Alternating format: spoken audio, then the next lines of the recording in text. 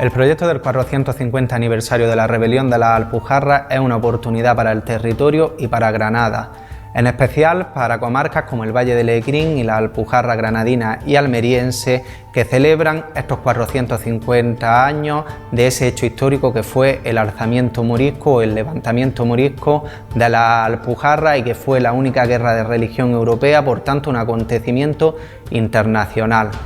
La Mancomunidad de Municipios de la Alpujarra granadina, así lo entendimos, se cumplen 450 años de esa rebelión morisca y de ese legado árabe que nos han dejado y que los repobladores supieron conservar y que ha llegado hasta nuestros días a través de la agricultura, que podremos ver en esta magnífica exposición, o a través de otros elementos como es la arquitectura vernácula.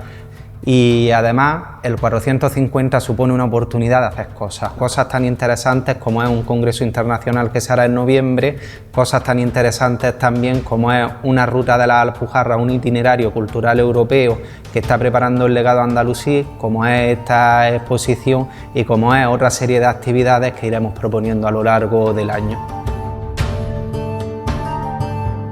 El conflicto con los moriscos viene de bastante atrás, antes de que se produjera el chispazo bélico, ¿no? Y se puede decir que arranca desde el momento mismo en que nace la figura del morisco. Es decir, que es el cristiano convertido, pero de forma forzada por el dominio en el Estado católico, ¿no? De modo que la guerra se puede considerar como, diríamos, el estallido final de un mundo de desencuentros entre los dominadores cristianos y los dominados moriscos. Quiero decir que cuando los moriscos se rebelan en las Alpujarras y zonas montañosas, es porque ya su capacidad de aguante ante el abuso y la extorsión de los dominadores cristianos ya se hace prácticamente insufrible. Y además porque en los vencedores de aquella guerra de Granada, de la de conquista, anidó enseguida un concepto que yo he llamado, y que les he escrito en su momento, el botín de la victoria. Es decir, si hemos vencido, lógico será que nos aprovechemos de los vencidos.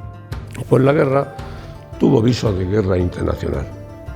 Aunque, por ejemplo, algún cronista como Pérez de Hita la entiende como una guerra civil, como dice Pérez de Hita, entre hermanos de un mismo país y demás, y otros la entienden sencillamente como una guerra religiosa, una guerra de religión más de las que se darían en el siglo XVI y XVII, la realidad es que fue una guerra que también tuvo cierto viso de internacional. Porque los moriscos, cuando se rebelaron, calcularon erróneamente, es verdad, que iban a contar con la ayuda del norte de África y del Imperio Turco Otomano. Ambas cosas les fallaron en alguna medida, y la realidad es que esa ayuda posible, que hubiera significado una ayuda exterior potentísima, pues no llegó a producirse. Y entonces la suerte, como diría Virgilio, ya estaba echada. Se va a desarrollar a partir de entonces un conflicto bastante complejo. Es la comarca de las Alpujarras, que tiene unas características orográficas, geográficas muy particulares que facilitan el desarrollo de una guerra de guerrilla, una guerra de emboscadas, en las que el elemento natural va a ser un protagonista fundamental. Por un lado, el bando morisco, que no es un bando unívoco ni homogéneo, que está integrado por sectores especialmente radicales que propugnaban una guerra abierta contra las autoridades cristianas en ese momento, y un sector algo más moderado, pero que luego va a evolucionar en función del desarrollo de los acontecimientos, que está encabezado por el que se considera el líder en ese momento de la revuelta, que es Hernando de Córdoba y Valor, que se erige con el nombre de Aben Humeya.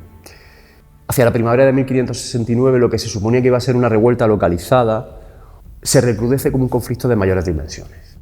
Por un lado, las propias divisiones internas del alto mando militar Por otro lado, la política de mano dura, de castigo, de represión contra muchos de los moriscos del Albaicín. Y hay otro elemento fundamental para entender el recrudecimiento de la guerra, y es que las tropas estaban integradas fundamentalmente por miembros de milicias concejiles que no eran tropa profesional y que tenían como único aliciente el botín de guerra. Y esto va a ser un elemento que va a convencer a muchos de los moriscos de que quizá la única salida que les quedaba era abrazar una rebelión que hasta entonces no habían protagonizado. Con la entrada en juego de los oficiales otomanos ya se está hablando de una guerra que se está produciendo en el corazón de la monarquía hispánica y que está debilitando a Felipe II. Lo que había sido un conflicto que se había localizado en la Alpujarra granadina y en algunas partes del sector almeriense, ahora va a empezar a extenderse a otros territorios donde no había tenido acto de presencia. Felipe II se da cuenta de que, digámoslo así, se le está yendo de las manos. Decide mandar a su hermanastro, a don Juan de Austria, que era un hábil militar en la época, y que actúe como general en jefe del ejército que debe reprimir la rebelión morisca. El asesinato de Aben-Humeya significaba un relevo de poderes. A partir de la muerte de Aben-Humeya, el liderazgo de los moriscos va a ser ejercido por su primo, por Aben Abó, y también significaba el triunfo del ala más radical de los moriscos que se habían levantado en ese momento. Don Juan de Austria decide lanzar un ejército expedicionario y a fines de 1570 es cuando se produce la caída de Galera. Y podemos decir que, salvo el desarrollo de una serie de guerras de guerrillas protagonizadas por cuadrillas de soldados en la Alpujarra granadina que estaban persiguiendo a los últimos focos, a los últimos reductos del ejército morisco, podemos decir que la guerra ya a principios de 1571 había prácticamente terminado y oficialmente termina con el asesinato el 13 de marzo de 1571 de Aben Abó. Es asesinado por sus propios correligionarios.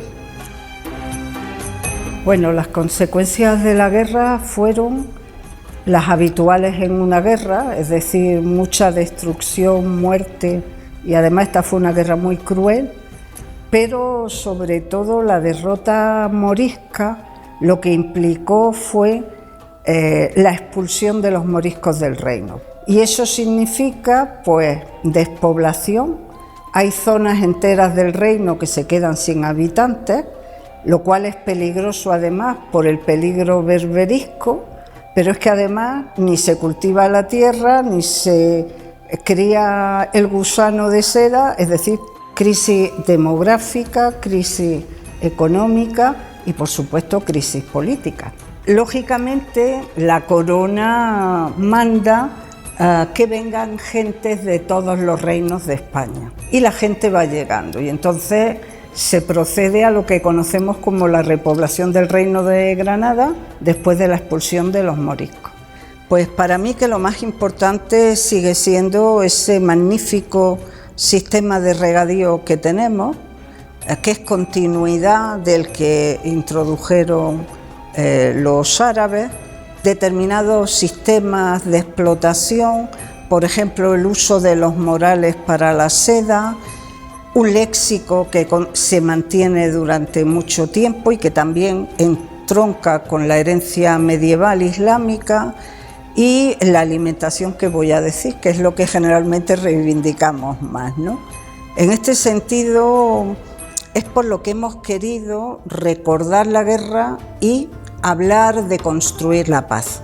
No olvidar una rebelión contra lo que se consideraba una injusticia, pero que no fue la solución ni para los rebelados ni para nadie. Y, en definitiva, que lo que importa es lo que vamos a hacer luego. Una vez que ha acabado la guerra, ¿cómo construimos la paz? Cuando estamos todos los días, hoy incluso, enfrentando guerras y muy difícil construir la paz luego.